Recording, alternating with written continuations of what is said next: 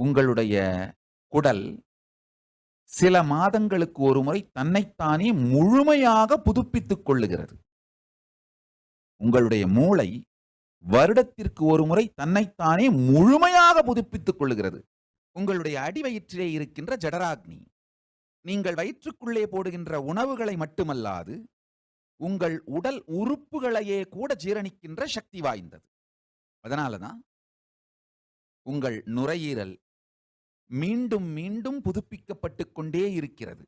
உங்கள் இதயம் மீண்டும் மீண்டும் புதுப்பிக்கப்பட்டுக் கொண்டே இருக்கிறது.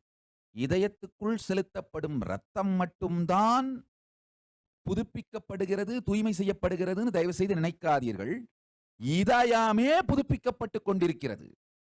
அதே மாதிரிதான் கல்லீரலே புதுப்பிக்கப்படுகிறது. கல்லீரல் இயங்கி உங்க உடம்பு முழுசையும் எல்லா நச்சையும்